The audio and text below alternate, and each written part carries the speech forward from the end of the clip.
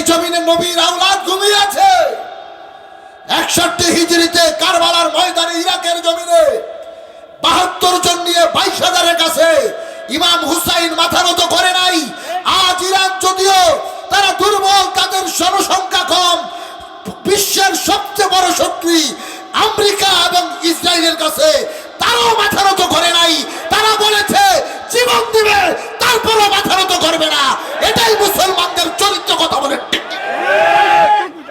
ফিলিস্তিনের ছোট ছোট বাচ্চাদেরকে হত্যা করা হচ্ছে, গর্ভবতী নারীদেরকে হত্যা করা হচ্ছে, ফিলিস্তিনের যুবকদেরকে শহীদ করা হচ্ছে, বাইতুল মুকাদ্দাসে নামাজ পড়তে দেওয়া হয় না।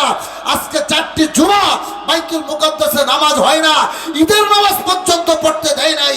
শিশু বাচ্চাদেরকে নির্মমভাবে অকাতরে তাদেরকে হত্যা করলো, খাবার বন্ধ করে দিল। কই তখন তো পৃথিবীর কোন মুসলিম রাষ্ট্রের কোন নেতা, বাংলাদেশের কোন আলেম, এই সালাফিরা, এই নামাজহাবিরা, আজ ঘুমটাওয়ালা হুজুরেরা পাগড়ি মাথায় দিয়ে মাথায় ঘুমটা পরে টিভির সামনে বসে আজ ইরানের বিরুদ্ধে তারা ফতোয়া দেয়। এতদিন তোমাদের ফতোয়া কোথায় ছিল?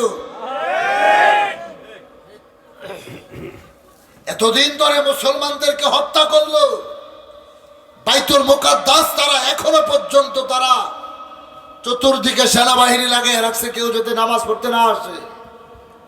যেই বাইতুল মুকাদ্দাস মুসলমানদের প্রথম কিবলা, শিশু বাচ্চাদেরকে ঈদের দিন তারা হত্যা করলো। কই কোন দেশের রাষ্ট্রপ্রধানরা তো এতদিন তাদের ঘুম ভাঙে নাই। তখন মুসলমানদেরকে মারছে, তারা নাকে তেল দিয়া এসি সাইরে তারা ঘুমাইছে। আর আজ যখন তার বাবাকে গায়ে হাত পড়ছে, আজ যখন আমেরিকার গায়ে ধাক্কা লাগছে, ইসরায়েলের গায়ে ধাক্কা লাগছে, এখন মুসলিম রাষ্ট্র সব মাথা ছেড়ে দিয়ে উঠছে। কথা বলতে হইবে তো। আজ আমার দেশের ঘুমটাওয়ালা হুজুরেরা, এই লামাজাবির বাচ্চারা এখন তারাও মাথা ছাড়া দিচ্ছে। তারা এখন ইরানকে নিয়ে তারা ফতুয়াবাজি করতে চায় যে কি ইরান শিয়া। আরে বেটা, শিয়া হোক আর যেটাই হোক, সারা বিশ্ববাসীকে দেখিয়ে দিছে মুসলমান মাথা নত করার জাতি না। যেই জমিনে নবীর আওলাদ ঘুমিয়ে আছে 61 হিজরিতে কারবালার ময়দানে ইরাকের জমিনে 72 জন নিয়ে 22,000-এর কাছে ইমাম হুসাইন মাথা নত করে নাই।